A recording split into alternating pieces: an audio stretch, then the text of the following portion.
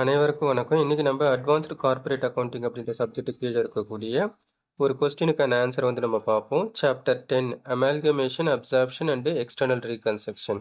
அதாவது சாப்டர் 10ல வந்து மொத்தம் 3 தீம் வந்திருக்கும். Amalgamation, absorption and external reconstruction சொல்லிட்டு இதுல ஒவ்வொரு தீமா வந்து அதுக்கு கீழே வந்து கொஸ்டின் கொடுத்துருப்பாங்க. அந்த கொஸ்டினுக்கான ஆன்சர் வந்து நம்ம பார்ப்போம். வீடியோ வந்து முழுசா பாருங்க. அப்பதான் வந்து உங்களுக்கு என்ன கொஸ்டின் கொடுத்துருக்குறாங்க, அதுக்கான ஆன்சர் எப்படி வந்திருக்குது அப்படின்றது வந்து உங்களுக்கு ஒரு கம்ப்ளீட் இன்ஃபர்மேஷன் வந்து கிடைக்கும். நம்மளுடைய சேனலை இன்னும் நீங்கள் சப்ஸ்கிரைப் பண்ணாமல் வச்சுருக்கிறீங்க அப்படின்னா சப்ஸ்கிரைப் பண்ணிவிடுங்க. இப்போ நம்ம வீடியோ வந்து நம்ம கண்டினியூ பண்ணிக்கலாம். ஃபர்ஸ்ட் வந்து நம்ம சாப்டர் 10, அதாவது இந்த 10th சாப்டரோட டிஸ்கிரிப்ஷன் வந்து பார்த்துப்போம். அமால்கமேஷன் அப்படின்றது வந்து இன்கேஸ் ஏதாவது 2 எக்ஸிஸ்டிங் கம்பெனிஸ், 2 பழைய நிறுவனங்கள் வந்து முடிவு பண்ணுறாங்க. இன்கேஸ் அவங்களுடைய கம்பெனியை கலைச்சிட்டு ஒரு வேளை புதுசாக ஒரு கம்பெனியை வந்து உருவாக்கிக்கலாம் அப்படின்னு சொல்லிட்டு முடிவு பண்ணுறாங்க அப்படின்னா அந்த இடத்துல அமால்கமேஷன் கான்செப்ட் வந்து வரும். இப்போ ஃபார் எக்ஸாம்பிளுக்கு ஏபி அப்படி சொல்லிட்டு கம்பெனி ஏன்னு சொல்லிட்டு ஒன்று இருக்குது, கம்பெனி பின்னு சொல்லிட்டு இன்னொன்று இருக்குது. இந்த 2 கம்பெனியை வந்து என்ன பண்ணுறாங்க அப்படின்னா அவங்க அஃபீஷியலாக அவங்களுடைய கம்பெனி நேமை ரிமூவ் பண்ணிடுறாங்க. கம்பெனியே வந்து அந்த நேமை ரிமூவ் பண்ணிடுறாங்க. கம்பெனி பியும் வந்து என்ன பண்ணுறாங்க அப்படின்னா அஃபீஷியலாக ரிஜிஸ்டர் ஆஃபீஸில் போயிட்டு அவங்களுடைய கம்பெனி பி அப்படின்ற நேமை ரிமூவ் பண்ணிவிட்டு 2 கம்பெனியும் சேர்ந்து புதுசாக ஏ அண்டு பி கம்பெனி அப்படின்னு சொல்லிட்டு ஒன்று ஸ்டார்ட் பண்ணுறாங்கன்னு வச்சுக்கோங்க. ஸோ இதுதான் வந்து அமால்கமேஷன். அப்போ 2 பழைய நிறுவனங்கள் வந்து அதனுடைய அதனுடைய அடிப்படையில் வந்து என்ன பண்ணுறாங்க அப்படின்னா அதை கலைக்கப்பட்டு புதிய ஒரு நிறுவனமாக புதிய ஒரு நேமில் வந்து உருவாக்கக்கூடிய கான்செப்ட், இந்த முறைக்கு பேர் வந்து பார்த்தீங்க அப்படின்னா அமால்கமேஷன். அடுத்தது அப்சார்ப்ஷன். அப்சார்ப்ஷன் அப்படின்றதும் இதே மாதிரி தான். இதில் வந்து என்ன பண்ணுவாங்க அப்படின்னா no new company is formed. புதுசாக ஒரு நிறுவனம் வந்து உருவாக்கப்படுவதில்லை. ஏற்கனவே இயங்கிக் கொண்டிருக்கக்கூடிய 2 பழைய நிறுவனங்கள், அந்த 2 பழைய நிறுவனங்களில் ஏதாவது ஒரு பழைய நிறுவனம் ஒருவேளை நொடிப்பு நிலை அடைஞ்சிருந்தாலும், அதாவது நொடிப்பு நிலை அப்படின்னா ஃபைனான்ஷியலி அவங்க வந்து என்னது இன்சால்வெண்ட்டாக இருக்கக்கூடியவங்க அப்படின்னு அர்த்தம். அந்த மாதிரி அதாவது பிஸ்னஸை ஃபர்தராக வந்து அவங்களால ரன் பண்ண முடியாத ஒரு சுச்சுவேஷனில் இருக்கிறாங்க அப்படின்னும் போது அந்த நிறுவனம் வந்து வேற ஒரு லாபகரமாக இயங்கி கொண்டிருக்கக்கூடிய ஒரு நிறுவனத்தோடு இணைஞ்சிடும். இந்த மாதிரி இணையக்கூடிய கான்செப்ட் வந்து பார்த்தீங்க அப்படின்னா அப்சார்ப்ஷன். இதை இப்படியும் எடுத்துக்கலாம். அதாவது லாபகரமாக இயங்கி கொண்டிருக்கக்கூடிய ஒரு நிறுவனம் இன்னொரு லாபகரமற்ற, லாபம் இல்லாத, இல்லை நஷ்டத்தை நோக்கி சென்று கொண்டிருக்கக்கூடிய ஒரு நிறுவனத்தை வந்து எடுத்து அதோடு இணைத்து அதை வந்து என்ன பண்ணுறாங்க அப்படின்னா இணைக்கக்கூடிய இந்த செயல்பாட்டுக்கு பேர் வந்து அப்சார்ப்ஷன். அப்போ இந்த இடத்துல என்ன பண்ணுறாங்க, 2 பழைய கம்பெனி இருக்குது. அதில் ஒரு பழைய கம்பெனி இன்னொரு பழைய கம்பெனியோட சேர்ந்து இது டேக் ஓவர் பண்ணிக்கிறாங்க, இல்லை இணைஞ்சிடுது, ஜாயின் ஆயிக்குது அப்படின்னு அர்த்தம். இதுக்கு பேர் வந்து அப்சார்ப்ஷன். அடுத்தது எக்ஸ்டர்னல் ரீகன்ஸ்ட்ரக்ஷன்னா என்னன்னு சொல்லிட்டு நம்ம பார்ப்போம். இந்த எக்ஸ்டர்னல் ரீகன்ஸ்ட்ரக்ஷன், ஃபர்ஸ்ட் ரீகன்ஸ்ட்ரக்ஷனை தமிழ் வந்து மறுகட்டமைப்பு அப்படி சொல்லுவாங்க. இதில் கார்ப்பரேட் அக்கௌண்ட்டை பொறுத்த வரைக்கும் 2 சாப்டர் வரும் இந்த ரீகன்ஸ்ட்ரக்ஷனில். இன்டர்னல் ரீகன்ஸ்ட்ரக்ஷன், எக்ஸ்டர்னல் ரீகன்ஸ்ட்ரக்ஷன் அப்படி சொல்லிட்டு. இன்டர்னல் ரீகன்ஸ்ட்ரக்ஷன் வந்து உங்களுக்கு லாஸ்ட் செமஸ்டர்லேயே முடிஞ்சிருக்கிறதுக்கான வாய்ப்பு வந்து இருக்குது. இதில் வந்து பார்த்தீங்கன்னா எக்ஸ்டர்னல் ரீகன்ஸ்ட்ரக்ஷன் வந்து இந்த சாப்டரில் வந்து சாப்டர் 10ல் அமால்கமேஷன் அப்சார்ப்ஷனோட சேர்ந்து வரும். ஃபர்ஸ்ட் ரீகன்ஸ்ட்ரக்ஷன் அப்படின்னா ஏற்கனவே ஒரு நிறுவனம் வந்து என்ன பண்ணியிருப்பாங்க அப்படின்னா பழைய கொள்கைகள் வந்து அவங்க கிட்ட இருக்கும். அப்போ ஏற்கனவே வந்து அவங்க பின்பற்றி கொண்டிருக்கக்கூடிய கொள்கைகள், அவங்களுடைய செயல்பாடுகள், செயல்திறன்கள், அமைப்புகள் இதெல்லாம் வந்து பார்த்திங்க அப்படின்னா ஒரே ஒரு மாதிரி இருக்கும். இன்கேஸ் அந்த நிறுவனத்தினுடைய மேலாண்மை இயக்குனர்கள் மேலாண்மை வந்து முடிவு பண்ணுறாங்க, நம்மளுடைய நிறுவனத்தில் இருக்கக்கூடிய கட்டமைப்பை மாற்றணும், அதுக்கு பேர் தான் வந்து ரீகன்ஸ்ட்ரக்ஷன் அப்படின்னா மறுகட்டமைப்பு. அதில் ஏதாவது ஆல்ட்ரு பண்ணணும் அப்படின்னு சொல்லிட்டு அவங்க டிசைட் பண்ணுறாங்கன்னு வச்சுப்போம். இதில் 2 விதமாக வந்து ஆல்ட்ரு பண்ணிக்கலாம், அவங்க ரீகன்ஸ்ட்ரக்ட் பண்ணிக்கலாம், இன்டர்னல் அண்ட் எக்ஸ்டர்னல். இன்டர்னல் அப்படின்னா அந்த மேனேஜ்மெண்ட்டுக்கு உள்ள இருக்கக்கூடிய கட்டமைப்பை மாற்றுறது. அந்த மாதிரி அதாவது அவங்களுடைய பாலிசியில் வந்து சேஞ்சஸ் கொண்டு வந்துக்கிறாங்க அப்படின்னா அது வந்து இன்டர்னல் ரீகன்ஸ்ட்ரக்ஷன். இந்த இன்டர்னல் ரீகன்ஸ்ட்ரக்ஷனை வந்து பார்த்தீங்கன்னா இப்போ பாலிசின்னு எடுத்துக்கிறீங்கன்னா கம்பெனியில் வந்து articles of association, memorandum of association சொல்லிட்டு 2 டாக்குமெண்ட் வந்து இருக்கும். அதில் வந்து மாற்றத்தை கொண்டு வருவாங்க. அதில் என்ன மாதிரியான மாற்றத்தை கொண்டு வருவாங்க அப்படின்னா பொதுவாக வந்து அந்த நிறுமத்தில் இருக்கக்கூடிய பங்குகள், அதில் நேர்மை பங்குகள் முன்னுரிமை பங்குகள் இருக்கும் பார்த்தீங்களா, அதோடைய பங்குகளினுடைய அளவு, நம்பர் ஆஃப் ஷேர்ஸில் வந்து ஏதாவது மாற்றுறது, இல்லை பங்குகளின் விலை, அந்த ப்ரைஸ் ஆஃப் த ஷேர்ஸில் வந்து கூட்டுறதோ குறைக்கிறதோ ஏதோ ஒரு அதில் வந்து என்ன பண்ணுவாங்க அப்படின்னா மாற்றுவாங்க. இதில் வந்து நம்ம சிம்பிள் எக்ஸாம்பிளுக்கு டினாமினேட்டர் எடுத்துக்கலாம். டினாமினேட்டர் ஆஃப் த மணி அப்படின்னு எடுத்துப்போம். இப்போ நீங்கள் என்ன பண்ணுவீங்க, 500 நோட் வச்சுருக்கிறீங்க அப்படின்னா 500 நோட் வந்து கவுண்ட் வந்து என்ன ஆகும் அப்படின்னா நம்பர் ஆஃப் நோட்ஸ் வந்து கம்மியாக இருக்கும். இன்கேஸ் நீங்கள் நம்பர் ஆஃப் நோட்ஸ் அதிகப்படுத்தணும், ஒரு 10,000 ரூபாய்க்கு வந்து 500 நோட் வச்சுருக்கிறீங்கன்னா உங்களுக்கு வந்து என்ன ஆகும், நம்பர் ஆஃப் நோட்ஸ் கவுண்ட் கம்மியாக இருக்கும். இதே நீங்கள் அது 100 நோட்டாக மாற்றுறீங்க அப்படின்னா அந்த 10,000 ரூபாய்க்கு வந்து நம்பர் ஆஃப் நோட்ஸ் வந்து அதிகமாகும். 10 நோட்டாக மாற்றினீங்கன்னா மாறும். அதே கான்செப்டில் மாதிரி இருக்கும். அது வந்து பார்த்திங்கன்னா இன்டர்னல் ரீகன்ஸ்ட்ரக்ஷனில் நம்ம பார்த்துருப்போம். இதே எக்ஸ்டர்னல் ரீகன்ஸ்ட்ரக்ஷன் வந்து என்ன அப்படின்னா என்டையராக அந்த கான்செப்ட்லேருந்து மாறும். அதாவது ஒரு நிறுவனம் லாபகரமற்ற சூழ்நிலையில் வந்து இயங்கி கொண்டிருக்கும் போது, அதாவது நட்டத்தை நோக்கி நகர்ந்து கொண்டிருக்கும் போது, இன்கேஸ் அந்த நிறுவனத்தினுடைய மேலாண்மை வந்து முடிவு பண்ணுறாங்க. என்ன மாதிரி முடிவு பண்ணுறாங்கன்னா, இந்த நிறுவனத்தை தொடர்ந்து நம்ம இயக்க தேவையில்லை, அதாவது நடத்த தேவையில்லை அப்படின்னு சொல்லிட்டு அவங்க முடிவு பண்ணிட்டு அந்த நிறுவனத்தை கலைக்க முடிவு பண்ணுறாங்க. நிறுவனத்தை கலைச்சிட்டு அதே same set of shareholders, அதே பங்குதாரர்கள், அதே நிறுவனத்தினுடைய சொத்துக்கள் எல்லாத்தையும் எடுத்துகிட்டு போயிட்டு புதுசாக ஒரு நிறுவனத்தை வந்து ஸ்டார்ட் பண்ணுறாங்க, இல்லை புதுசாக ஒரு பிஸ்னஸ் வந்து கிரியேட் பண்ணிக்கிறாங்க. அப்போ ஃபார் எக்ஸாம்பிளுக்கு வந்து என்ன பண்ணிக்கிறாங்க அப்படின்னா, ஒரு பிஸ்கட் கம்பெனி வந்து அந்த கம்பெனியை கலைச்சிட்டு புதுசாக வந்து ஒரு டெக்ஸ்டைல், ஒரு துணி நிறுவனத்தை வந்து அவங்க கிரியேட் பண்ணிக்கிறாங்க. ஆனால் அந்த நிறுவனத்துக்கு தேவையான ஆட்கள், மேலாண்மை எல்லாருமே வந்து பார்த்திங்கன்னா இந்த பிஸ்கட் கம்பெனியில் இருக்கிறவங்க தான் அங்கே போயிட்டு அப்படியே என்ன பண்ணிக்கிறாங்க அப்படின்னா மாற்றிக்கிறாங்க. இந்த இடத்துல வந்து பார்த்திங்கன்னா a new company is formed, புதுசாக ஒரு கம்பெனி வந்து ஸ்டார்ட் பண்ணுறாங்க. ஆனால் இங்கே என்ன பண்ணுறாங்க, வேற ஒரு கம்பெனியில் போயிட்டு மெர்ஜ் ஆகலை. இவங்க ஏற்கனவே இருக்கக்கூடிய லாபகரமற்ற சூழ்நிலையில் இயங்கி கொண்டு இருக்கக்கூடிய ஒரு நிறுவனத்தை கலைச்சிட்டு அஃபீஷியலாக அவங்களோட நேமை வந்து ரிஜிஸ்டர் ஆஃபீஸில் இருந்து என்ன பண்ணுறாங்க அப்படின்னா நிறுவனத்தினுடைய பதிவு அந்த இதிலேருந்து எடுத்துட்டு புதுசாக ஒரு நேமை வந்து இது பண்ணிக்கிறாங்க. இதுக்காக இந்த இடத்துல சிம்பிளாக வந்து நம்ம ஏதாவது மிஸ்டேக் பண்ணிட்டோம்னா கம்பெனியோட நேமை வந்து நம்ம என்ன பண்ணணும், அழிச்சிட்டு நம்ம புதுசாக மாற்றிக்கிறது அந்த மாதிரிலாம் எதுவும் கிடையாது. கண்டிப்பாக ஒரு நிறுவனம் அவங்களுடைய நேமை வந்து எடுக்கிறாங்கன்னா கம்பெனியோட நேமை அஃபீஷியலாக அவங்க கலைச்சிட்டு அதுக்கப்புறம் புதுசாக ஒரு நேம் வந்து கொண்டு வராங்க, வேற ஒரு ப்ராடக்டாக மாற்றுறாங்க, இல்லை வேற ஒரு தீமையை மொத்தமாக என்டையராகவே மாற்றிக்கிறாங்க. அவங்களுடைய கான்செப்டே மாறுது. இப்போ நான் ஏற்கனவே சொன்ன மாதிரி தான், இப்போ மில்க் பிஸ்கட் கம்பெனின்றது வந்து அதுக்கு தேவையான இயந்திரங்கள், அதுக்கான இது வந்து பார்த்திங்கன்னா செயல்முறைகள் எல்லாமே மாறி இருக்கும். இதே டெக்ஸ்டைல் இண்டஸ்ட்ரியாக மாற்றிக்கிறாங்க அப்படின்னும் போது அதுக்கான செயல்முறைகள், அதுக்கான நிர்வாகம் எல்லாம் மாறும். அப்போ மொத்தமாகவே மாறும். ஆனால் மேன் பவர் மட்டும் என்ன பண்ணுறாங்க அப்படின்னா, அந்த ஹியூமன் ரிசோர்ஸ் மட்டும் என்ன பண்ணிக்கிறாங்க அப்படின்னா ஒரே ஆட்களை வந்து எடுத்துக்கிறாங்க. எக்யூப்மெண்ட்ஸ் அவங்களுக்கு தேவையான பேசிக் எக்யூப்மெண்ட்ஸ் எடுத்துப்பாங்க. தீமையை மொத்தமாக மாறுதுன்னும் போது எது எதெல்லாம் தேவையோ அதுக்கேற்ற மாதிரி மட்டும் என்ன பண்ணுவாங்க அப்படின்னா டிரான்ஸ்ஃபார்ம் மாற்றிப்பாங்க. இந்த மாதிரி இருக்கக்கூடிய கான்செப்ட் வந்து பார்த்திங்கன்னா எக்ஸ்டர்னல் ரீகன்ஸ்ட்ரக்ஷன். இந்த எக்ஸ்டர்னல் ரீகன்ஸ்ட்ரக்ஷனை பொறுத்த வரைக்கும் என்ன பண்ணுறாங்க, பிஸ்னஸ்ஸு இன்னொரு பிஸ்னஸோடு அவங்க வந்து மெர்ஜ் ஆகிறது இல்லை, இணையிறது கிடையாது. அந்த பிஸ்னஸை கலைச்சிட்டு அவங்க என்ன பண்ணுறாங்க, வேற ஒரு ப்ராடக்டாவோ இல்லை வேற ஒரு பிஸ்னஸையோ நேச்சர் ஆஃப் த பிஸ்னஸையோ மாற்றிக்கிறது வந்து எக்ஸ்டர்னல் ரீகன்ஸ்ட்ரக்ஷன். இதான் வந்து இந்த சாப்டரோடைய டிஸ்கிரிப்ஷன். இப்போது இந்த கான்செப்ட் எல்லாம் வந்து பார்த்தீங்க அப்படின்னா நம்ம நார்மலாக சொல்லிட்ட மாதிரி இருக்காது. இப்போ இதுக்கான ப்ரொசீஜர்ஸ் வந்து இருக்கும், செயல்முறைகள் எப்படியெல்லாம் வந்து நம்ம என்னென்ன படிநிலைகளெல்லாம் வந்து நம்ம பின்பற்ற வேண்டும் அப்படி சொல்லிட்டு இருக்கும். அப்போது இதில் வந்து பார்த்திங்கன்னா அமால்கமேஷன், அப்சார்ப்ஷன் இதெல்லாம் வந்து பார்த்திங்கன்னா ஒரு பிஸ்னஸ் இன்னொரு பிஸ்னஸை வாங்கிக்கிறாங்க. அப்போ ஒரு நிறுவனம் இன்னொரு நிறுவனத்தை வந்து மொத்தமாக அந்த வணிக நிறுவனத்தை வாங்கிக்கிறாங்க அப்படின்னும் போது அதுக்கான படிநிலைகள் என்னென்னலாம் பண்ணணும். அப்போ வாங்கக்கூடிய ஒரு நிறுவனம் வந்து விற்கக்கூடிய நிறுவனத்துக்கிட்ட எந்த மாதிரியான ஈட்டு தொகையை கொடுக்கணும், அதை பணமாக கொடுக்கணுமா, இல்லை பங்குகளாக கொடுக்கணுமா, கடன் பத்திரமாக கொடுக்கணுமா, இல்லை அந்த மாதிரி கொடுக்குறாங்க அப்படின்னா அதை யாருக்கு கொடுக்கணும். நெக்ஸ்ட் வந்து பார்த்திங்க அப்படின்னா அப்போ அவங்கக்கிட்ட இருந்து நமக்கு வந்து வாங்கக்கூடிய நிறுவனத்துக்கு விற்கக்கூடிய நிறுவனங்கிட்ட இருந்து எந்த மாதிரியான சொத்துக்கள் வந்து வருது அப்படின்னு சொல்லிட்டு இந்த மாதிரி எல்லாமே வந்து பார்த்திங்கன்னா அது எல்லாத்தையும் கணக்கேட்டில் நம்ம பதிவு செய்யணும். ஸோ இப்போ இந்த கான்செப்ட் தான் வந்து நம்ம என்ன பண்ணுறோம் அப்படின்னா எப்படி அப்ளை பண்ணலாம், இதுக்கான சம் எப்படி கொடுத்துருக்குறாங்க, அதுக்கான ஆன்சரை வந்து நம்ம எப்படி கண்டுபிடிக்கலாம் அப்படின்றத நம்ம பார்ப்போம். இப்போது நம்ம பப்ளிகேஷன் வந்து இந்த சம் வந்து மார்க்கம் பப்ளிகேஷன் புக்கில் இருந்து எடுத்திருக்கேன். இலஸ்ட்ரேஷன் 2 செகண்ட் இலஸ்ட்ரேஷனில் 2 ஆப்ஷன் வந்து கொடுத்துருப்பாங்க. இலஸ்ட்ரேஷன் ஆப்ஷனில் வந்து ஏ அண்ட் பின்னு சொல்லிட்டு, இதில் இந்த வீடியோவை பொறுத்த வரைக்கும் நான் ஃபஸ்ட் ஆப்ஷன் வந்து எடுத்துக்கிறேன்.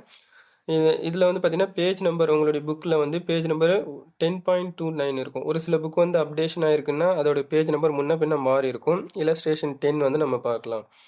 இப்போ கொஸ்டின் வந்து பார்ப்போம். Following is the balance sheet of Sawmill Limited as on 31/3/2004. Sawmill Limited அப்படி சொல்லிட்டு ஒரு கம்பெனி இருக்கிறாங்க. அவங்களோட பேலன்ஸ் ஷீட் இருக்குது. அந்த பேலன்ஸ் ஷீட் வந்து தயாரித்த தேதி வந்து பார்த்தீங்கன்னா 31/3/2004. ஸோ அப்போ அதுக்கான அசெட்ஸ் அண்ட் லையபிலிட்டிஸ் பொறுப்புகள் மற்றும் சொத்துக்களுடைய விவரங்கள் கொடுத்துருக்குறாங்க. இப்போ நம்ம லையபிலிட்டி சைடில் இருக்கிறது பார்ப்போம். ஷேர் கேபிட்டல் பங்கு முதல். இதில் ஷேர் கேபிட்டல் வந்து பார்த்தீங்கன்னா 8% ப்ரிஃபரன்ஸ் ஷேர்ஸ் ஆஃப் ₹100 ஈச். அப்போ 8% முன்னுரிமை பங்காதாயத்தோடு உடைய முன்னுரிமை பங்குகள் வந்து அதுக்கான விலை வந்து ₹100. ஸோ அதில் அமௌண்ட் ஆஃப் ப்ரிஃபரன்ஸ் ஷேர்ஸ் வந்து பார்த்தீங்கன்னா 3,75,000. அடுத்தது ஈக்விட்டி ஷேர்ஸ் நேர்மை பங்குகள், அதோடைய ஒரு பங்கினோட விலை வந்து ₹10. ஸோ அதனுடைய பங்கோட தொகை வந்து பார்த்தீங்கன்னா 7,50,000. அதுக்கு அடுத்தது ஜெனரல் ரிசர்வ் பொது காப்பீடு ஒரு 4,50,000 கொடுத்துருக்குறாங்க. அடுத்தது 7% டிபெஞ்சர்ஸ் 7% வட்டியுடன் கூடிய கடன் பத்திரங்கள் ஒரு 3,50,000. கரண்ட் லயபிலிட்டிஸ் நடப்பு பொறுப்புகள் அது ஒரு 2,50,000 கொடுத்துருக்குறாங்க. அடுத்தது வந்து பார்த்தீங்கன்னா அசெட்ஸ். நம்ம சொத்துக்கள் பக்கத்துக்கு போயிடுவோம். அசெட்டில் வந்து பார்த்தீங்கன்னா ஃபிக்ஸட் அசெட் நிலை சொத்துக்கள் ஒரு 16,25,000 கொடுத்துருக்காங்க. இன்வெஸ்ட்மெண்ட்ஸ் முதலீடுகள் முதல் வேற முதலீடு வேற. முதல் அப்படின்னா ஷேர் ஹோல்டர்ஸ் வந்து நம்ம கம்பெனியில் இன்வெஸ்ட் பண்ணுறது. இன்வெஸ்ட்மெண்ட் முதலீடு அப்படின்றது நம்ம கம்பெனியில் இருக்கக்கூடிய சர்ப்ளஸ் நம்ம உபரியாக இருக்கக்கூடிய தொகைகளை எடுத்துகிட்டு போயிட்டு நம்ம பங்கு சந்தையில் முதலீடு செய்கிறது. அந்த மாதிரி பண்ணக்கூடியது வந்து இன்வெஸ்ட்மெண்ட் அது ஒரு 3 லட்சம். அதுக்கு அடுத்தது கரண்ட் அசெட்ஸ் நடப்பு சொத்துக்கள் அது ஒரு 2,50,000 கொடுத்துருக்குறாங்க. ஸோ அப்போ நம்ம இருக்கக்கூடிய ரெண்டு சைட்லேயும் வந்து டோட்டல் வந்து ஈக்குவலாக இருக்கும். ஸோ இப்போது Ramil limited agreed to take over the business of Samil limited. அப்போது நம்மக்கிட்ட கொஸ்டினில் கொடுத்துருக்குது சாமி லிமிட்டோடைய டீடைல்ஸ் வந்து கொடுத்துருக்குறாங்க. அப்போ ராமில் லிமிடெட் வந்து யார், அவங்களோட பேலன்ஸ் ஷீட் எதுவுமே இதில் கொடுக்கல, ஏன்னா இது வந்து சிம்பிள் சம்மு. ஆனால் இப்போ ராமில் லிமிட்டட்னு சொல்லிட்டு ஒருத்தவங்க டேக் ஓவர் பண்ணிக்கிறாங்கன்னா எடுத்துக்கிறாங்கன்னு அர்த்தம். யாரோட பிஸ்னஸ் எடுத்துக்கிறாங்க, சாமி லிமிடெட் பிஸ்னஸ் எடுத்துக்கிறாங்க. அப்போ எடுத்துக்கும் போது பார்த்தீங்கன்னா சாமி லிமிட்டோட என்டையர் அசட்ஸ் அண்ட் லயபிலிட்டிஸ் எல்லாமே யாருக்கு போய் சேர்ந்துடும், ராமி லிமிட்டெடுக்கு போய் சேர்ந்துடும். அப்போ நம்ம சிம்பிளாக அண்டர்ஸ்டாண்ட் பண்ணிக்கணும். ராமி லிமிடெட் வந்து பர்ச்சேசிங் கம்பெனி, சாமி லிமிடெட் வந்து செல்லிங் கம்பெனி. அப்போ எதுவுமே நம்ம ஒரு நார்மலாக ஒரு பொருளை நம்ம போயிட்டு வாங்குறோம் அப்படின்னாலே பர்ச்சேஸ் பண்ணுறோம்னாலே கண்டிப்பாக நம்ம அந்த பொருளுக்கான ஈட்டு விலையை நம்ம கண்டிப்பாக கொடுக்கணும். அதுக்கு அந்த பொருளுக்கான ஈடான விலைக்கான தொகையை நம்ம கொடுப்போம். இப்போ ஒரு 10 ரூபாய்க்கு நம்ம பிஸ்கெட் வாங்குறோம் அப்படின்னா அந்த 10 ரூபா இருக்கக்கூடிய அந்த பிஸ்கட்டோடைய ஈடாக நம்ம 10 ரூபாயை நம்ம என்ன பண்ணணும் அப்படின்னா நம்மளுடைய விற்பனையாளருக்கு நம்ம கொடுக்கணும். இப்போ இதுதான் வந்து கான்செப்ட். அப்போ இதுக்கு பேர் வந்து பார்த்தீங்கன்னா பர்ச்சேஸ் கன்சிடரேஷன். அப்போ வாங்கக்கூடிய ஒரு நிறுவனம் விற்கக்கூடிய நிறுவனத்துக்கு வந்து அந்த வணிகத்தினுடைய வணிகத்தோடைய மொத்த மதிப்பு எவ்வளவோ அதுக்கான தொகையை ஈடான தொகையை வந்து என்ன பண்ணணும் அப்படின்னா அந்த ஓனர் ஆஃப் த கம்பெனிக்கு கொடுக்கணும். ஓனர் ஆஃப் த கம்பெனி யாரு, நிறுவனத்தினுடைய உரிமையாளர்கள் வந்து பங்குதாரர்கள் தான். நேர்மை பங்குதாரர்கள், முன்னுரிமை பங்குதாரர்கள் எல்லாரும். ஸோ அப்போ அவங்களுக்கு வந்து கொடுக்கணும் அப்படின்னு அர்த்தம். அப்போது இதுக்கு நம்ம செட்டில் பண்ணும்போது ராமி லிமிடெட் பர்ச்சேசிங் கம்பெனியாக இருக்கக்கூடிய ராமி லிமிடெட் வந்து சாமி லிமிடெடுக்கு எதன் அடிப்படையில் வந்து அவங்க என்ன பண்ணுறாங்க அப்படின்னா அந்த தொகையை செலுத்துகிறாங்க. அப்போ செலுத்தும் போது பார்த்தீங்க அப்படின்னா பர்ச்சேஸ் கன்சிடரேஷன் அப்படின்னும் போது அவங்க வாங்கக்கூடிய ஒரு நிறுவனம் அதாவது பர்ச்சேசிங் கம்பெனி வந்து கேஷாக கொடுக்கலாம். கேஷ் மட்டும்தான் மெயின் தீம் கிடையாது. In case suppose if the purchasing company is unable to pay the cash அவங்களால கொடுக்க முடியாத ஒரு பட்சத்தில் செகண்ட் ஆப்ஷனாக வந்து இல்லை அவங்களுக்கு ஆப்ஷன்லாம் கிடையாது, எல்லாமே காம்பினேஷன் தான். அவங்களுக்கு வந்து பார்த்திங்கன்னா ஷேராக கொடுக்கலாம். பர்ச்சேசிங் கம்பெனி வந்து ஷேராக கொடுக்கலாம். அதுக்கு அடுத்தது இன்கேஸ் டிபெஞ்சர்ஸாக வந்து கொடுக்கலாம். இந்த மாதிரி நிறைய தீம் வந்து இருக்கும். இப்போது நம்மளுக்கு அட்ஜஸ்ட்மெண்ட்டில் என்ன சொல்லியிருக்கிறாங்க அப்படின்றத நம்ம பார்ப்போம். இப்போது இதில் வந்து பார்த்திங்கன்னா 2 ஆப்ஷனில் ஃபர்ஸ்ட் ஆப்ஷன் நம்ம பார்க்க போகிறோம். ஸோ ஆப்ஷன் பி வந்து நம்ம அடுத்த வீடியோவில் வந்து பார்க்கலாம். ஆப்ஷன் ஏ வந்து பார்த்திங்கன்னா நெட் அசெட் மெத்தட். இதில் நிறைய மெத்தட் இருக்கும். Net asset method, net payment method, intrinsic value method, அந்த மாதிரிலாம் நிறைய கான்செப்ட் வந்து இந்த சாப்டர் கீழே இருக்கும். இதில் நம்ம வந்து இந்த சம் வந்து நெட் அசெட் மெத்தட் அவங்களே வந்து டெலிபரேட்டாக வெளிப்படையாகவே சொல்லியிருக்கிறாங்க நெட் அசெட் மெத்தடில் வந்து ஃபாலோ பண்ணணும்னு சொல்லிட்டு.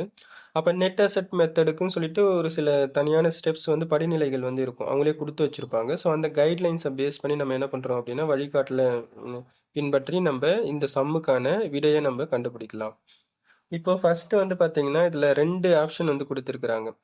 அப்போ first Rami limited agreed to discharge 7% debentures at a premium of 10% by issuing 9% debentures of Rami limited.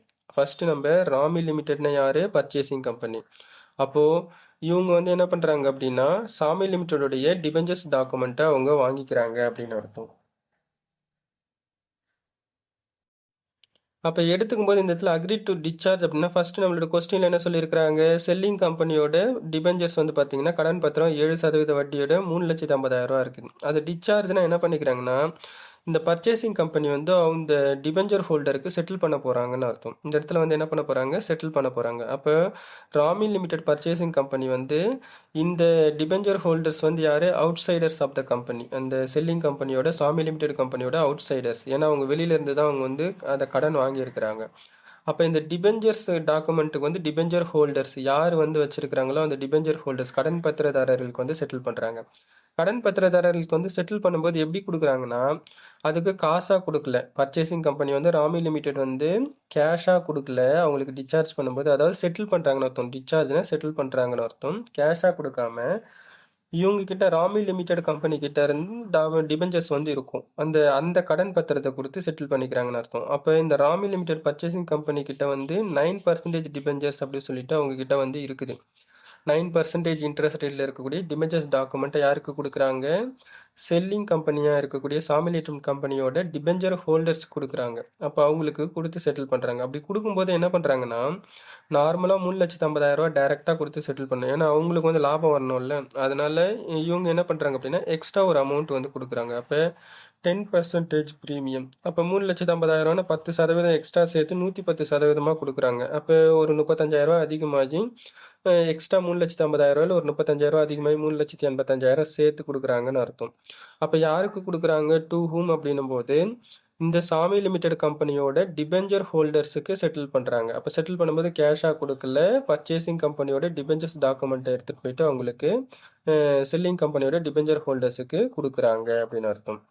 அடுத்தது second fixed assets at to be valued at 10% above the book value. அப்போது என்ன பண்ணுறாங்க? ஃபிக்ஸட் அசெட் வந்து சாமி லிமிடெட் இந்த செல்லிங் கம்பெனியோட fixed அசெட்டை வந்து எடுக்கும்போது அதுக்கு செட்டில் பண்ணுறதுக்கு என்ன பண்ணுறாங்க அப்படின்னா சாமி லிமிடெட் ஷேர் ஹோல்டருக்கு வந்து 10% எக்ஸ்ட்ரா சேர்த்து கொடுக்குறாங்க. 10% அப்போ 110% கொடுக்குறாங்கன்னு அர்த்தம். அடுத்தது இன்வெஸ்ட்மெண்ட் அட் பார். இன்வெஸ்ட்மெண்ட்டில் எந்த பிரச்சனையும் கிடையாது. 3 லட்ச ரூபா வேல்யூ இருக்கக்கூடியது அது அப்படியே ஆசிட்டிஸ் வந்து கொடுத்துட்றாங்க.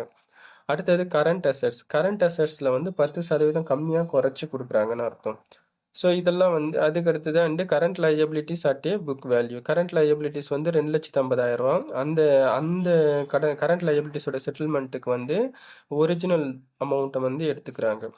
இது வந்து தீம். இப்போ இதை வந்து நம்ம நெட் அசெட் மெத்தடில் எப்படி நம்ம அப்ளை பண்ணலாம்? இந்த நெட் அசெட் மெத்தடில் என்ன ப்ரொசீஜர் வந்து கொடுத்துருக்குறாங்க அப்படின்றத ஃபஸ்ட்டு நம்ம பார்ப்போம். இப்போ நம்ம ஆன்சர் வந்து பார்ப்போம். ஆன்சர் பார்க்குறதுக்கு முன்னாடி நோட்ஸ் வந்து பார்க்கலாம். அதாவது steps to solve the problems. இந்த சம்மை சால்வ் பண்ணுறதுக்கான ப்ரொசீஜர் வந்து என்னென்னு சொல்லிட்டு நம்ம பார்ப்போம். இதில் ஃபஸ்ட்டு நம்ம எடுத்த உடனே நமக்கு வந்து எந்த கம்பெனி பர்ச்சேசிங் கம்பெனி, எந்த கம்பெனி செல்லிங் கம்பெனி அப்படின்றது கிளியராக தெரியணும்.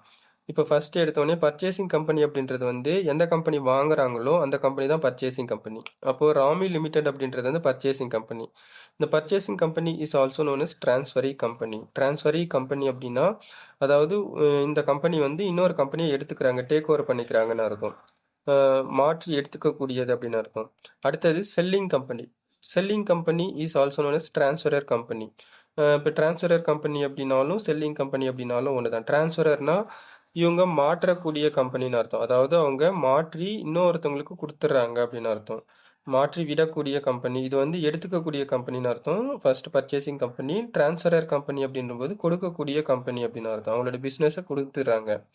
அப்போ இந்த இடத்துல செல்லிங் கம்பெனி வந்து யார்? சாமி லிமிடெட் வந்து செல்லிங் கம்பெனி. அப்போ நமக்கு முக்கியமாக தெரிய வேண்டியது ராமி லிமிடெட் வந்து பர்ச்சேசிங் கம்பெனி, செல்லிங் கம்பெனி வந்து சாமி லிமிடெட். அப்போ பர்ச்சேசிங் கம்பெனி வந்து செல்லிங் கம்பெனியோட பிஸ்னஸை மொத்தமாக வாங்கிக்கும் போது பர்ச்சேசிங் கம்பெனி வந்து என்ன பண்ணணும் அப்படின்னா செல்லிங் கம்பெனிக்கு செட்டில் பண்ணணும். அதை செட்டில் பண்ணுறது வந்து ஷேரா, கேஷா, டிபெஞ்சர்ஸா இல்லை காம்பினேஷன் ஆஃப் தெம். அவங்க அது எல்லாத்தையும் சேர்த்து அதில் ஏதாவது ஒரு போர்ஷனில் மாற்றி மாற்றி அவங்க கொடுத்துக்கிறாங்களா அப்படின்றது இது வந்து நமக்கு தெரியணும். செகண்ட் வந்து உங்களுடைய புக்ல பேஜ் நம்பர் 10.5. ஒரு சில புக் வந்து இப்போ புதுசா உங்களுக்கு பிரிண்ட் ஆகி வந்திருக்குதுன்னா, முன்ன பின்ன மாறி இருக்கும். ஆனா தீம் வந்து பர்ச்சேஸ் கன்சிடரேஷனுக்குன்னு சொல்லிட்டு உங்களுக்கு ஒரு டெஃபினிஷன் வந்து குடுத்திருப்பாங்க. நான் ஏற்கனவே சொன்ன மாரி தான். பர்ச்சேஸ் கன்சிடரேஷன் அப்படின்னும்போது, கொள்முதல் செய்வதற்கான பொறுமானம். நம்ம வந்து ஒரு கொள்முதல் ஈடு அப்படி சொல்லுவாங்க. நம்ம ஒரு பொருள கொள்முதல் செய்றோம் அப்படின்னா, அதற்கு ஈடான ஒரு தொகையோ, இல்ல அதற்கு ஈடான ஒரு பொருளோ, இல்ல ஏதாவது ஒரு விஷயத்த வந்து என்ன பண்ணணும் அப்படின்னா, அந்த பொருளோட விலைக்கு ஈடா நம்ம வந்து ஏதாவது ஒண்ணு குடுக்கணும். அப்போ இதுக்கு பேர் தான் வந்து பர்ச்சேஸ் கன்சிடரேஷன். நார்மலா ஒரு பொருள நம்ம வாங்குறோம் அப்படின்னாலே, நம்ம என்ன பண்ணணும் அதுக்கு, இப்ப இருக்கக்கூடிய காலகட்டத்தில நம்ம பணத்த குடுப்போம். இதே பழைய காலத்தில வந்து பண்டமாற்று முறையில வந்து ஒரு பொருளுக்கு இன்னொரு பொருள ஈடா வந்து தந்திருப்பாங்க. இந்த மாரி நெறைய இருக்கும். ஸோ, அப்ப இந்த இடத்துல வந்து பார்த்தீங்கன்னா, பர்ச்சேஸ் கன்சிடரேஷன் அப்படின்னும்போது, ஒரு பொருள வாங்கும்போது, அப்போ ஒரு பிசினஸயே வாங்குறாங்க அப்படின்னும்போது, அப்ப வாங்கக்கூடிய ஒரு நிறுவனம், விற்கக்கூடிய நிறுவனத்துக்கு அதுக்கான ஈட்டுத் தொகைய வந்து என்ன பண்ணணும் அப்படின்னா குடுக்கணும். அப்ப இதுதான் வந்து பர்ச்சேஸ் கன்சிடரேஷன். பர்ச்சேஸ் கன்சிடரேஷனுக்கான எக்ஸ்ப்ளனேஷன் வந்து பார்ப்போம். Consideration for the amalgamation means the aggregate of the shares and other securities issued and payment made in the form of cash or other assets by the transferee company. Transferee company னா யாரு? Purchasing company. To the shareholder of the transferor company. யாருக்கு குடுக்குறாங்க? ஏன்னா shareholders are the owner of the company. அவங்க தான் வந்து அந்த கம்பெனியோட உரிமையாளர்கள், பங்குதாரர்கள் தான். அப்ப செல்லிங் கம்பெனி கிட்ட வந்து செட்டில் பண்றாங்கன்னு அர்த்தம். அப்ப அதுல வந்து பாத்தீங்கன்னா, in the form of cash. கேஷா குடுக்கலாம். Or other assets. அதர் கேட்டகரீஸ்லயும் குடுக்கலாம். இன் கேஸ் அதர் அசெட்னா, ஃபிக்ஸட் அசெட், கரண்ட் அசெட் ஏதோ ஒரு கேட்டகரீஸ்ல தரலாம். இல்ல அக்ரிகேஷன் ஆஃப் ஷேர்ஸ். அந்த கம்பெனியோட பர்ச்சேசிங் கம்பெனி வந்து என்ன பண்ணலாம்? கேஷ்க்கு பதிலா கேஷும் குடுக்கலாம், ஷேர் குடுக்கலாம். அதர் செக்யூரிட்டீஸ் அப்டின்னா, அதர் தென் ஷேர்ஸ தவிர்த்து மத்தது ஏதாவது டிபென்ச்சர்ஸ் டாக்குமெண்ட்டும் குடுக்கலாம். அப்போ நம்மளுக்கு ஜென்ரலா தெரிஞ்சுக்க வேண்டியது வந்து பர்ச்சேசிங் கம்பெனி வந்து செல்லிங் கம்பெனிக்கு செட்டில் பண்ணும்போது ஷேர் தருவாங்க, கேஷ் தருவாங்க. நெக்ஸ்ட் வந்து பார்த்தீங்க அப்டின்னா, டிபென்ச்சர்ஸ் வந்து தருவாங்க. இந்த 3 தீம் தான் நம்ம ஜென்ரலா வந்து இந்த சம்முக்கு நம்ம எடுத்துப்போம். இந்த சாப்டர்ல நம்ம பொதுவா பயன்படுத்துவோம். அதுக்கு அடுத்தது note number 4 net assets method. நம்மளுடைய கொஸ்டின்லயே வந்து கிளியரா சொல்லியிருப்பாங்க. நம்ம வந்து இந்த சம்ம வந்து நெட் அசெட் மெத்தட்ல வந்து ஃபாலோ பண்ண சொல்லியிருப்பாங்க. நெட் அசெட் மெத்தடுக்கு. அப்ப நெட் அசெட் மெத்தட்ன்றதுக்கே ஒரு ஃபார்முலா இருக்கும். நெட் அசெட் மெத்தடுக்கான ஃபார்முலா வந்து பார்த்தீங்கன்னா, net assets equal to agreed value of assets taken over. இது என்னது assets taken over? Purchasing company வந்து டேக்கன் ஓவர்னா எடுத்துக்கிறது. பர்ச்சேசிங் கம்பெனி செல்லிங் கம்பெனில இருக்கக்கூடிய எந்த எந்த விதமான சொத்துக்கள வந்து எடுத்துக்கிறாங்கன்னு சொல்லிட்டு அவங்களுடைய ஒப்பந்தத்துல வந்து அவங்க குறிப்பிட்டு இருக்கிறாங்களோ, அந்த ஒப்பந்தத்தில் குறிப்பிடப்பட்டிருக்கக்கூடிய விற்பனை நிறுவனத்தினுடைய சொத்துக்கள வந்து எடுத்துக்கிறது. அத வந்து கால்குலேஷனுக்கு எடுத்துக்கணும். இன் கேஸ் ஒப்பந்தத்துல குறிப்பிடப்படாம அந்த அக்ரீமெண்ட்ல மென்ஷன் ஆகாம ஏதாவது சொத்து இருக்குது அப்படின்னா, அத வந்து இந்த கொள்முதல் நிறுவனம் பர்ச்சேசிங் கம்பெனி வந்து எடுக்க முடியாது. அதுதான் வந்து இதுக்கான இது. Agreed value of assets taken over அப்படின்றது வந்து வாங்கும் நிறுமம் விற்கும் நிறுமத்தோடு மேற்கொண்டு இருக்கக்கூடிய ஒப்பந்தத்தின் அடிப்படையில விற்கும் நிறுமத்தினுடைய சொத்துக்கள் எந்த விதமான சொத்துக்களை வந்து எடுத்துக்கலாம் அப்படின்னு சொல்லிட்டு அவங்க ஒப்பந்தத்துல வந்து குறிப்பிடப்பட்டிருக்கிறாங்களோ அந்த குறிப்பிடப்பட்டிருக்கக்கூடிய சொத்துக்களை வந்து இங்க கணக்குல எடுத்துக்கணும் ஃபர்ஸ்ட். அதுல இருந்து minus agreed value of liabilities taken over. வெறும் சொத்துக்களை மட்டும் எடுத்துக்கிறதுக்கு அக்ரிமெண்ட் போட்டு இருக்க மாட்டாங்க.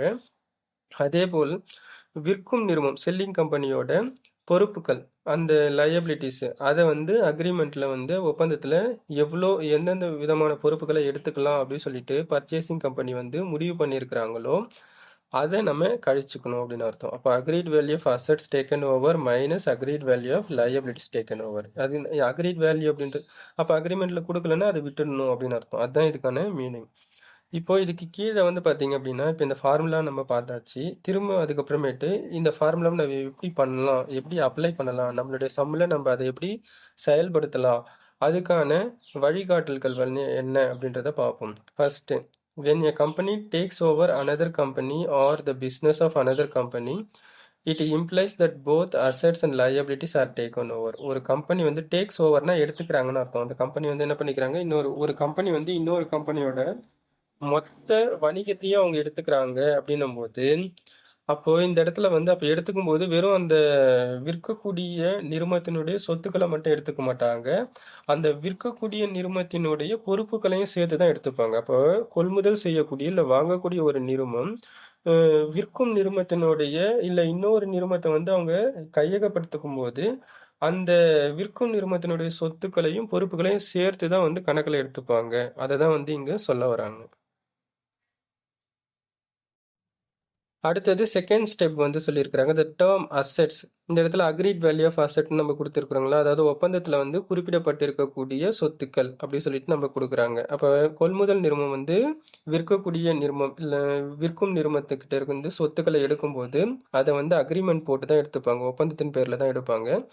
அப்படி எடுக்கும்போது includes cash and bank balance also. அப்போ விற்கும் நிறுவனம் இல்லை விற்பனை செய்யும் நிறுவனத்தினுடைய சொத்துக்களை எடுக்கும்போது அதில் பலவிதமான சொத்துக்கள் வந்து இருக்கும். நிலை சொத்துக்கள், அதுக்கு நடப்பு சொத்துக்கள் அதில் இருக்கும். நடப்பு சொத்துக்களில் கரண்ட் அசெட்டில் வந்து பார்த்திங்கன்னா ரொக்கம் மற்றும் வங்கிக்கான தொகை இதெல்லாமே இருக்கும்.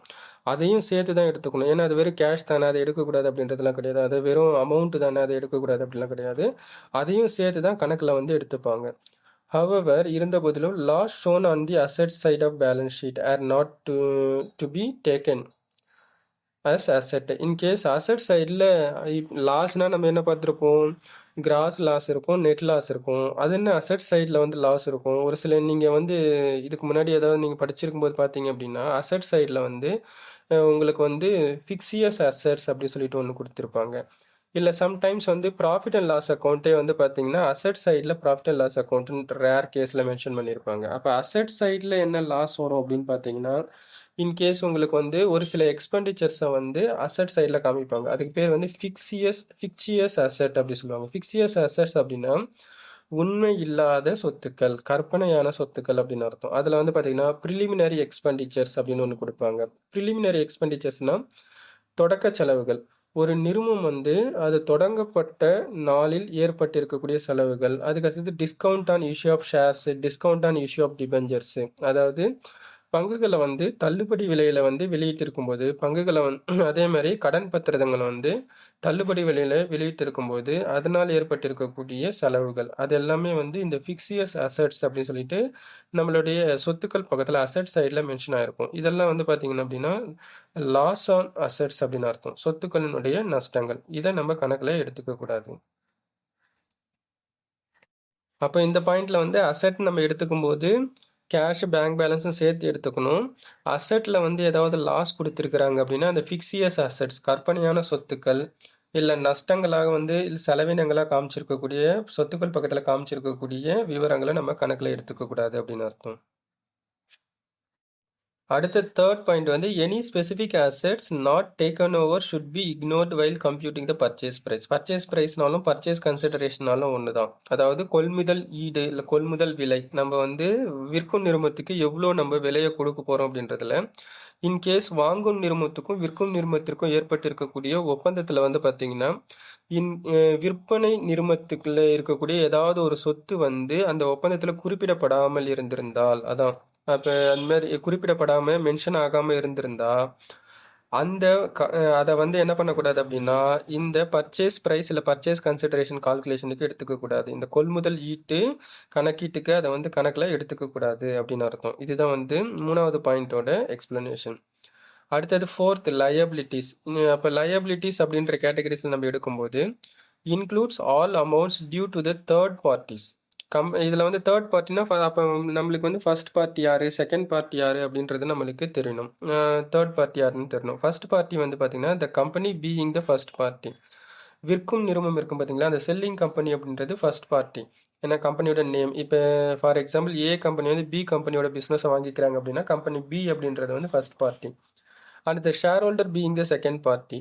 ஷேர் ஹோல்டர்ஸ்னால் யார், விற்கும் நிறுவனத்தினுடைய ஷேர் ஹோல்டர். அப்போ கம்பெனி பி வந்து விற்பனை செய்யும் நிறுவனத்துக்கும் அப்போ அந்த கம்பெனி பியோட ஷேர் ஹோல்டர்ஸ் பங்குதாரர்கள், நேர்மை பங்குதாரர்கள், முன்னுரிமை பங்குதாரர்கள், அவங்க வந்து யாருன்னு பார்த்தோம்னா செகண்ட் பார்ட்டி.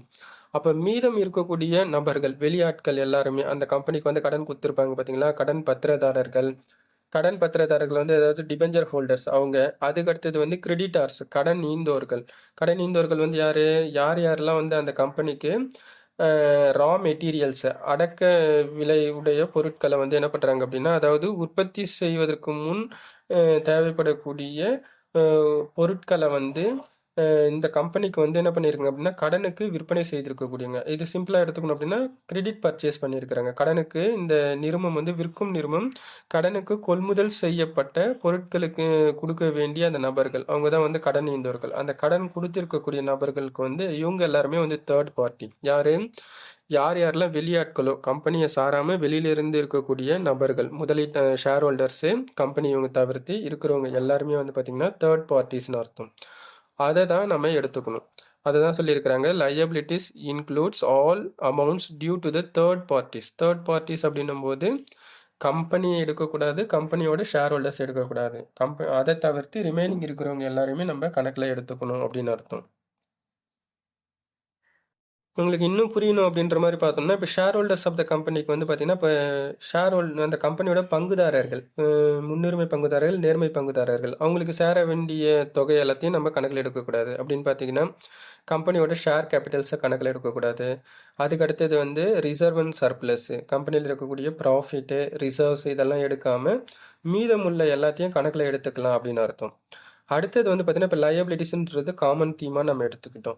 அடுத்தது ட்ரேட் லயபிலிட்டீஸ். இது என்ன ட்ரேட் லயபிலிட்டீஸ்? ட்ரேட் லயபிலிட்டீஸ் அப்படின்னா, அதாவது வியாபாரம் சம்மந்தப்பட்ட பொறுப்புகள் அப்படின்னு அர்த்தம். இந்த வியாபாரம் சம்மந்தப்பட்ட பொறுப்புகள் அப்படின்னா, அதாவது கிரெடிட்டார்ஸ் வந்து என்ன பண்றாங்க? அ நம்ம எப்பலாம் கிரெடிட் பர்ச்சேஸ் பண்றோமோ, அந்த கடன் கொள்முதல் செய்வதற்கு இருக்கக்கூடிய அந்த கடன் கொள்முதல் செய்தலில் ஈடுபடக்கூடிய நபர்கள். அது சம்பந்தமா கடன் குடுத்திருக்கக்கூடிய நபர்கள். கடனுக்கு பொருள குடுத்திருக்கக்கூடிய நபர்கள். அவங்கள மட்டும் எடுத்துப்பாங்க. அப்ப நம்ம கிரெடிட் பர்ச்சேஸ் பண்ணும்போது, யாரு நமக்கு வந்து கடனுக்கு பொருள குடுக்குறாங்களோ, அந்த சப்ளையர்ஸ் எல்லாம் கிரெடிட்டார்ஸு.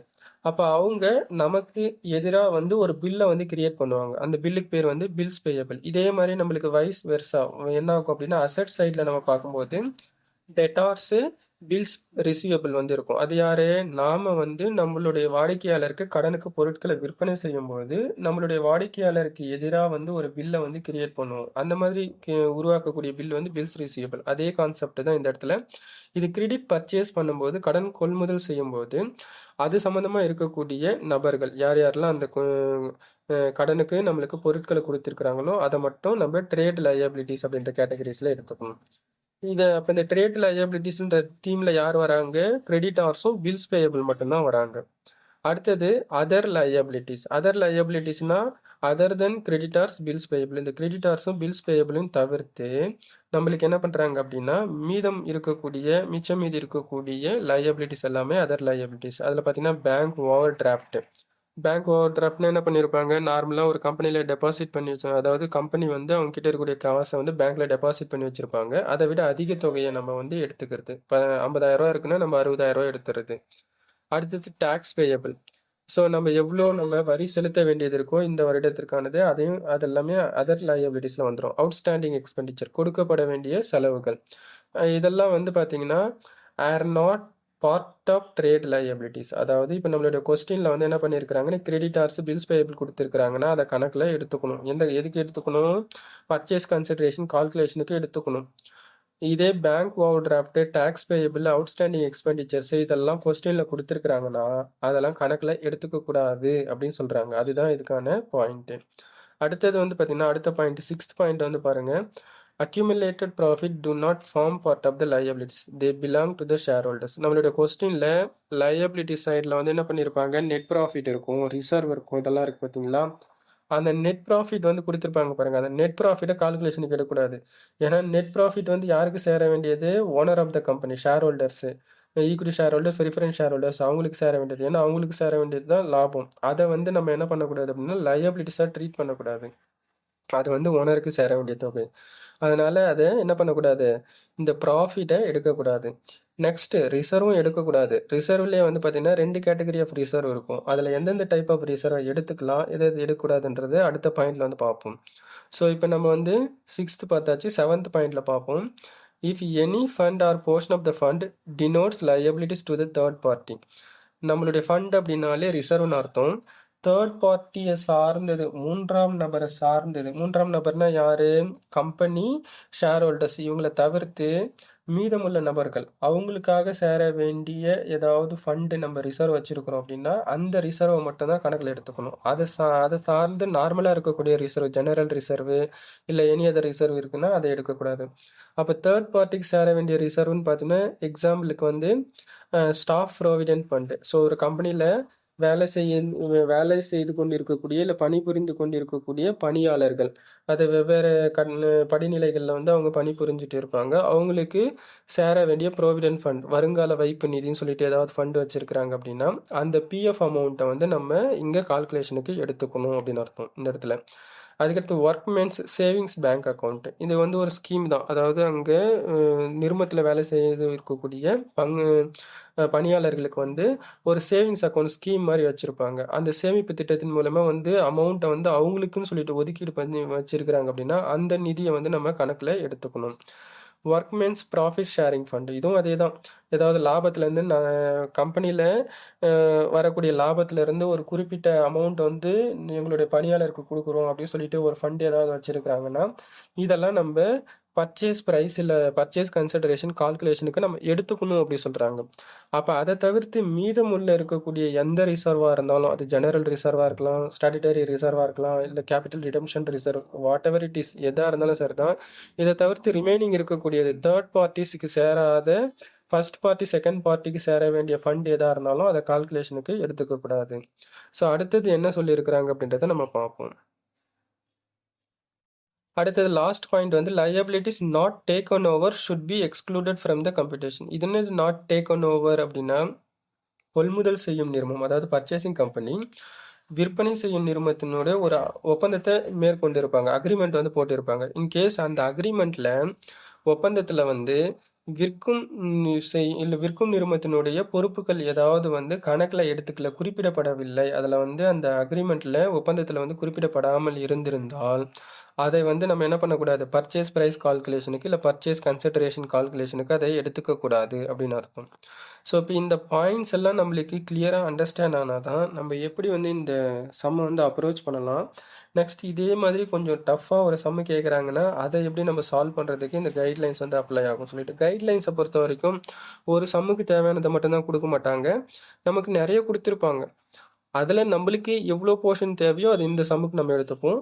ரிமைனிங் இருக்கக்கூடியது வந்து வேற ஒரு சம்மு நம்ம சப்சிக்வெண்ட்டாக இதுக்கு அடுத்தடுத்து வரக்கூடிய சம்முக்கு வந்து நம்ம என்ன பண்ணிக்கணும் அப்படின்னா அப்ளை பண்ணிக்கணும். ஸோ நம்மளுக்கு அதுக்காக தான் இந்த பேஸ் வந்து நம்மளுக்கு தெரிஞ்சாதான் நம்மளால் வந்து அந்த சம்மு எப்படி அப்ரோச் பண்ணலாம் அப்படின்றது தெரியும். இப்போ தான் நம்ம வந்து ஆன்சர் வந்து நம்ம பார்க்க போகிறோம். எப்படி வந்து இந்த கைட்லைன்ஸ் எல்லாம் அப்ளை பண்ணி இந்த சம்முக்கான ஆன்சரை வந்து நம்ம கண்டுபிடிக்கலாம் அப்படின்றத பார்ப்போம். இப்போ நம்ம ஆன்சர் வந்து பார்க்கலாம். Calculation of purchase consideration. இந்த சம் வந்து ஒரு 5 மார்க் சம் மாதிரி தான் கேட்டிருக்கிறாங்க. பர்ச்சேஸ் கன்சிடரேஷன் அப்படின்றது வந்து பார்த்தீங்கன்னா ஒரு பார்ட் ஆஃப் த கால்குலேஷன் தான். இன்கேஸ் நம்ம ஒரு பெரிய சம் நம்ம பார்க்கும்போது வந்து பார்த்தீங்க அப்படின்னா இது வந்து ஒரு பார்ட் மாதிரி இருக்கும். நம்மளோட கொஸ்டினில் இப்போ வெறும் பர்ச்சேஸ் கன்சிடரேஷன் கேட்குறாங்க, அதுவும் நெட் அசெட்ஸ் மெத்தடில் கீழே நமக்கு கேட்குறாங்க அப்படின்னா இதை வந்து நம்ம அப்ளை பண்ணணும். இப்போ நம்ம அதுக்கான ஸ்டேட்மெண்ட்டை நம்ம கிரியேட் பண்ணிப்போம். ஸ்டேட்மெண்ட்டில் வந்து பார்த்தீங்கன்னா பர்டிகுலர்ஸ் விவரங்கள், ருபீஸ் தொகை வந்து இன்னர் காலம் அவுட்டர் காலத்தில் மென்ஷன் பண்ணியாச்சு. நம்ம ஃபார்முலா என்ன பார்த்தோம், net assets equal to agreed value of assets taken over minus agreed value of liabilities taken over. அப்போ நம்ம என்ன பண்ணியிருக்கிறாங்க, நெட் அசெட்ஸ் அப்படின்றது வந்து பார்த்தீங்கன்னா நிகர சொத்துக்கள், அதுக்கான சமன்பாடு வந்து ஒப்பந்தத்தில் ஏற்பட்டிருக்கக்கூடிய சொத்துக்களை எடுப்பதாக குறிப்பிடப்பட்டிருக்கக்கூடிய சொத்துக்களோட மொத்த தொகை, இதான் agreed value of assets taken over. அதிலிருந்து agreed value of liabilities taken over. So வாங்கும் நிறுவனம் விற்பனை நிறுவனத்தினுடைய பொறுப்புகளை வந்து எந்த விதமான பொறுப்புகளை எடுத்துக்கலாம்னு சொல்லிட்டு ஒப்பந்தத்தில் மேற்கொண்டு இருக்கிறாங்களோ குறிப்பிடப்பட்டிருக்கிறாங்களோ அந்த பொறுப்புகளை வந்து கழிச்சுக்கணும் அப்படின்னு அர்த்தம். அப்போ அக்ரீட் வேல்யூ ஆஃப் அசெட்ஸ்லேருந்து அக்ரீட் வேல்யூ ஆஃப் லயபிலிட்டிஸை கழிச்சுக்கணும். அப்போ இந்த இடத்துல வந்து இதுக்கான கைட்லைன்ஸ் நம்ம ஏற்கனவே பார்த்துட்டோம். எதெல்லாம் அசெட்டில் எதெல்லாம் எடுக்கலாம், எதெல்லாம் எடுக்கக்கூடாது, லயபிலிட்டிஸில் எந்த மாதிரியான ரூல்ஸ் வழிமுறைகள்லாம் பின்பற்றலாம் அப்படி சொல்லிட்டு நம்ம பார்த்தோம். அதை பயன்படுத்தி நம்ம இந்த சம்மை வந்து சால்வ் பண்ணுவோம். First fixed assets. ஸோ அப்போ என்ன பண்ணியிருக்கிறாங்க, அசெட்டை வந்து அக்ரிமெண்ட்டில் கொடுத்துருக்கக்கூடிய எல்லா அசெட்டும் எடுத்துக்கலாம். அதில் வந்து பார்த்தீங்கன்னா ஃபிக்ஸட் அசெட் கொஸ்டினில் வந்து 16,25,000 கொடுத்துருக்குறாங்க. நம்மளுடைய இதில் வந்து பார்த்தீங்கன்னா ஃபிக்ஸட் அசெட்டுக்கு வந்து என்ன சொல்லியிருப்பாங்கன்னா நமக்கு வந்து 10% அபவ் புக் வேல்யூ. ஸோ இந்த இடத்துல கைட்லைன்ஸில் வந்து நம்மளுக்கு வந்து இந்த கொஸ்டினில் நெட் அசெட் மெத்தடில் ஆப்ஷன் 1, ஆப்ஷன் 2 2 குடுத்திருக்காங்க. ஸோ அதில ஸ்டெப் நம்பர் 2 வந்து fixed asset 10% above book value சொல்லியிருக்கிறாங்க. அப்போ ஃபிக்ஸட் அசெட் 16,25,000 இருக்கா, அதில 10% அதிகப்படுத்தி எடுத்துக்கிறாங்க. அப்போ 10% நம்ம சேர்த்துக்கணும். 1,62,500 வரும். 10% கண்டுபிடிச்சணும். மொத்தமா சேர்த்து எவ்வளோ எடுத்துக்கிறாங்க? 17,87,500 குடுக்கிறத செட்டில் பண்றதா அவங்க எடுத்துக்கிறாங்க. அடுத்தது இன்வெஸ்ட்மெண்ட். இன்வெஸ்ட்மென்ட்க்கு என்ன சொல்லியிருக்கிறாங்க? Investment at par. Original rate அப்படியே இன்வெஸ்ட்மென்ட் வந்து ரூ. 3,00,000 இருக்கு அசெட்ல.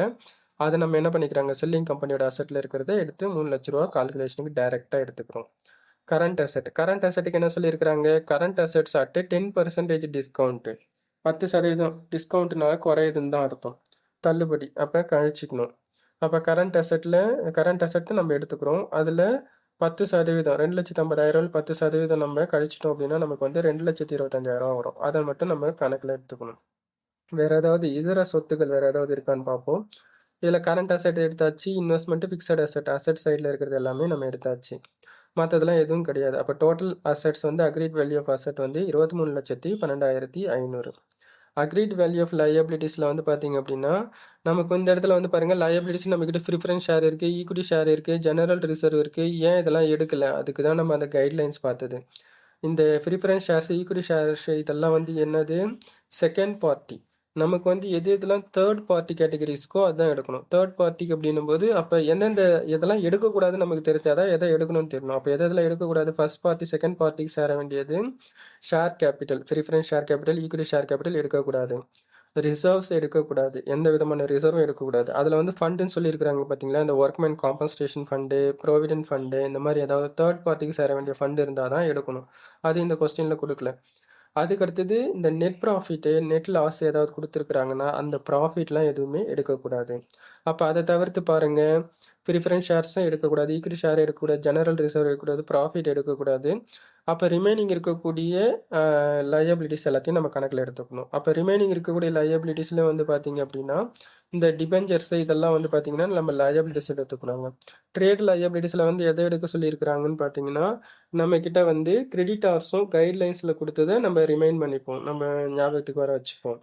அ அதில வந்து பார்த்தீங்கன்னா, கிரெடிட்டார்ஸ், பில்ஸ் பேயபிள் எடுக்கணும். இந்த இடத்துல கொஸ்டின்ல கிரெடிட்டார்ஸ், பில்ஸ் பேயபிள் கொஸ்டின்ல குடுக்கல. அப்போ உங்களுக்கு ஒரு டவுட் வரலாம். கரண்ட் லயபிலிட்டிஸ்னு ஒண்ணு குடுத்துருக்காங்க. அப்ப இத நம்ம எடுக்கலாமா? எடுக்கக்கூடாதா? கைட்லைன்ஸ்ல குடுக்கலையே அப்படின்னு சொல்லிட்டு நம்மளுக்கு கன்ஃப்யூஸ் ஆகலாம். நம்மகிட்ட கொஸ்டின்ல வெளிப்படையா இதுதான் வந்து கிரெடிட்டார்ஸ், பில்ஸ் பேயபிள்னு சொல்லிட்டு எதுவும் குடுக்காத பட்சத்தில, பொதுவா குடுத்திருக்கக்கூடிய கரண்ட் லயபிலிட்டிஸ் நடப்பு பொறுப்புகள வந்து நம்ம என்ன பண்ணிக்கலாம் அப்படின்னா, கணக்குல எடுத்துக்கலாம்.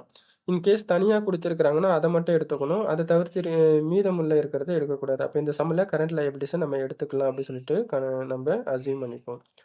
அப்போ இந்த இடத்துல வந்து பாருங்க, டிபெஞ்சர்ஸ நம்ம எடுக்கிறோம். டிபெஞ்சர்ஸ்க்கு என்ன சொல்லியிருக்கிறாங்க? 10% வந்து ஃபர்ஸ்ட் ஆப்ஷன்ல 10% பிரீமியத்துல எடுத்துக்கிறதா சொல்லியிருக்கிறாங்க. 7% டிபெஞ்சர்ஸ். இந்த இடத்துல வந்து லயபிலிட்டிஸ எடுக்கும்போது தேர்ட் பார்ட்டிக்கு வந்து இந்த பர்ச்சேசிங் கம்பெனி வந்து செல்லிங் கம்பெனியோட தேர்ட் பார்ட்டிக்கு டைரக்ட்டாவே செட்டில் பண்ணிடுவாங்க. அப்ப கொள்முதல் செய்யும் நிறுவனம் விற்பனை செய்யக்கூடிய நிறுவனத்தினுடைய பொறுப்புகள வந்து 3ஆம் நபருக்கு செலுத்த வேண்டிய தொகைகள வந்து என்ன பண்ணுவாங்க அப்படின்னா, நேரடியாகவே கொள்முதல் செய்யும் நிறுவனம் வந்து செலுத்திடுவாங்க.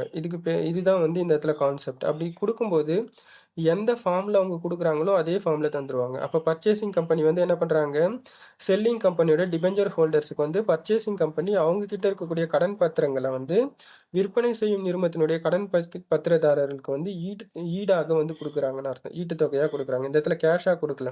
பணமா, ரொக்கமாவும் குடுக்கல, ஷேர் அந்த மாரிலாம் எதுவும் குடுக்கல. அப்ப என்ன பண்றாங்க, இந்த ஷேரு, பணம் இதெல்லாம் யாருக்கு தான் தருவாங்கன்னு பார்த்தீங்கன்னா, only to the share holders of the company. அந்த கம்பெனியோட பங்குதாரர்களுக்கு மட்டும் தான் தருவாங்க. அத தவிர்த்து 3ஆம் நபரா இருக்கக்கூடிய தேர்ட் பார்ட்டிஸ் வந்து இருக்கிறாங்க பார்த்தீங்களா, விற்பனை செய்யும் நிறுவனத்துக்கு. அவங்களுக்கு வந்து என்ன பண்ணுவாங்க அப்படின்னா, அவங்களுக்கு எந்த ஃபார்ம்ல இருக்குதோ, அத அப்படியே அதே ஃபார்ம்ல தான் தருவாங்க. அப்ப இந்த இடத்துல என்ன பண்றாங்க, பர்ச்சேசிங் கம்பெனி அவங்களுடைய டிபெஞ்சர்ஸ் 9% டிபெஞ்சர்ஸ் டாக்குமெண்ட்ட வந்து செல்லிங் கம்பெனியோட டிபெஞ்சர்ஸ் ஹோல்டர் 7% டிபெஞ்சர்ஸ் வச்சிருக்கக்கூடிய டிபெஞ்சர்ஸ் ஹோல்டர்ஸ்க்கு வந்து செட்டில் பண்றாங்க. அப்படி குடுக்கும்போது பார்த்தீங்கன்னா, 10% பிரீமியத்துல செட்டில் பண்றாங்கன்னு சொல்றாங்க. அப்ப 10% அதிகப்படுத்தி குடுக்குறாங்க. அப்ப ரூ. 3,50,000 அதுல 10% சேர்த்து குடுக்குறாங்கன்னும்போது ரூ. 35,000 சேர்த்து ரூ. 3,85,000 செட்டில் பண்ணிக்கிறாங்க. கரண்ட் லயபிலிட்டிஸ பொறுத்தவரைக்கும் ரூ. 2,50,000 கொஸ்டின்ல வந்து அட் புக் வேல்யூ குடுத்துட்டாங்க. ஒரிஜினல் ரேட் ரூ. 2,50,000 அப்படியே கணக்குல எடுத்துப்போம். இப்போ நம்ம நெட் அசெட் மெத்தடோட ஃபார்முலா அப்ளை பண்ணிக்கலாம். நெட் அசெட் மெத்தடோட ஃபார்முலா வந்து என்னது? Net assets equal to agreed value of assets taken over minus agreed value of liabilities taken over. அப்போது assets taken over total A வந்து எவ்வளோ இருக்குது? 23,12,500 ரூபா. அதுலேருந்து கரண்ட் லையபிலிட்டிஸ் வந்து 2,50,000 ரூபா. அப்போ இந்த வெறும் 2,50,000 ரூபா கிடையாது, டிபெஞ்சர்ஸும் நம்ம எடுத்துக்கணும். அப்போ மொத்தமாக சேர்த்து டோட்டல் லையபிலிட்டிஸ் வந்து 6,35,000. அப்போ 23,12,500ல் 6,35,000 நம்ம கழிச்சிட்டோம்னா நமக்கு வந்து 16,77,500 வந்து பர்ச்சேஸ் கன்சிடரேஷன். இது எதுக்கு purchase consideration? So purchasing company Rami limited இருக்குது பார்த்தீங்களா, அந்த கம்பெனி இந்த அமௌண்ட்டை செல்லிங் கம்பெனியாக இருக்கக்கூடிய சாமி லிமிடெடுக்கு வந்து செட்டில் பண்ணணும், அவங்களுக்கு கொடுக்கணும்னு அர்த்தம், கொடுக்க வேண்டிய தொகை. That's all.